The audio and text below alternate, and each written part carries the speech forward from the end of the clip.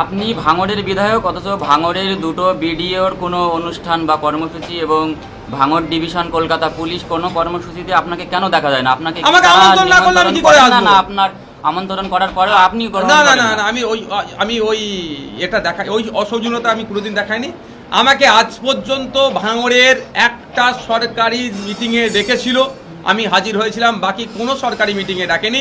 বরঞ্চ আমরা দেখেছি ভাঙড়ের তিনি জনপ্রতিনিধি না, ভাঙড়ের কোনো সরকারি তিনি পদে আছেন, রাজনৈতিক কোনো দলের পদে থাকার পরে সে স্টেজে বসে থাকলেও বা তারা স্টেজে বসে থাকলেও সরকারি অনুষ্ঠানে আমাকে কোনো বলা হয়নি।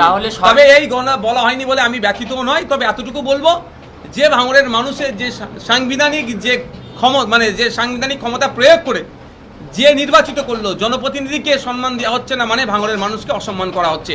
একটা দিয়ে ডেকেছিল ভাঙড় 2 নম্বর পঞ্চায়েত সমিতির যে একটা সাধারণ সভা হয় বাৎসরিক, সেখানে আমাকে একবারই ডেকেছিল, আমি সেখানে উপস্থিত হয়েছিলাম। তাহলে কি পুলিশ এবং প্রশাসন পক্ষপাত দুষ্ট আচরণ করছে? একদম বৈষম্যমূলক আচরণ হচ্ছে। লোকাল বিধায়ককে যেখানে অন্যান্য জায়গার নির্বাচিত জনপ্রতিনিধি না হলেও বা এই ভাঙড়ের বাইরের মানুষকে ভাঙড়ের প্রোগ্রামে ডাকছে, সরকারি প্রোগ্রামে।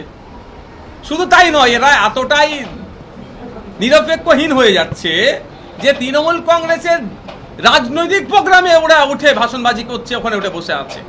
এদের কাছ থেকে আপনি নিরপেক্ষতা আশা করা মানে ভুল হবে।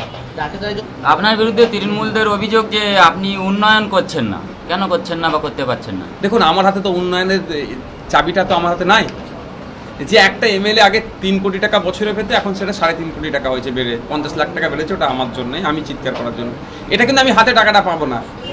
আমাকে বলে দিতে হবে ডিস্ট্রিক্ট প্ল্যানিং অফিসারকে কোথায় কোথায় কি করতে চাইছি, সেই মতো তারা টেন্ডার ডেকে করে দেবে।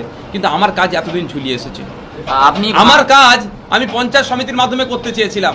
পাইকানে ব্যবতার কথা বলছি, কলের যে বোরিং হওয়া দরকার সেটা হয়নি, যে মেটেরিয়ালস দেওয়ার কথা সেটা দেয়নি, যে নেম প্লেট হওয়ার কথা সেটা দেয়নি। সমস্ত কাজে ইচ্ছাকৃতভাবে টাইম কিল করেছে আর খারাপ মেটেরিয়ালস দিয়েছে।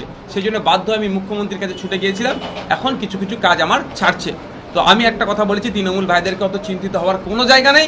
আমার 5 বছর শেষ হওয়ার পূর্বেই আমি বলেছি আমার এমএলএ ল্যাডের যে কোনো কাজগুলো করার দরকার, বা বিধানসভার মধ্যে আমি ভাঙড়ের জন্য, রাজ্যের মানুষের জন্য চিৎকার করে কতটুকু অ্যাচিভ করতে পেরেছি, সেইগুলো তথ্য আকারে খামে ভরে ভাঙড়ের প্রত্যেকটা বাড়িতে পৌঁছে দেওয়ার চেষ্টা করব। সেটাতে যদি আমি না পেরে উঠি, প্রতিটা বুথে বুথে অর্থাৎ মোড়ে বড় বড় ব্যানার করে টাঙিয়ে দেবো আমার কাজের খতিয়ান। চৌধুরী সিপিএম এসেছিল সরেশ মন্ডলের হাত ধরে, তারপর শরৎমন্ডলের হাত ধরে টিএমসি আছে। কালকে যদি বিজেপি একটু ভালো জায়গায় বুঝতে পারে, বিজেপিতে চলে যাবে।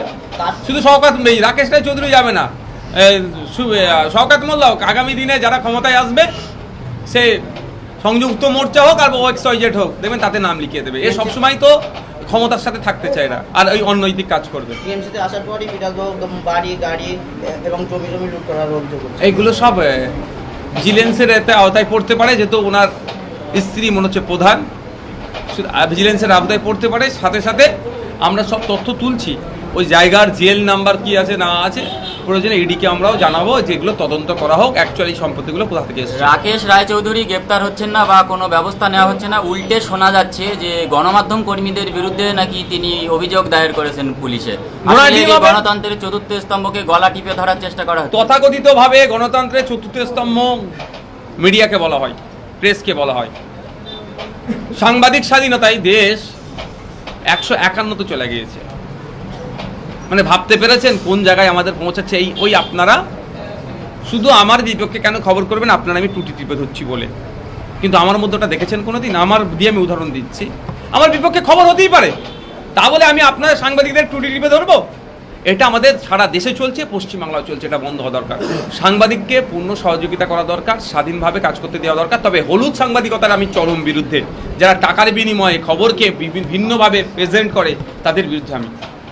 তিলোত্তমা কালকে নবীন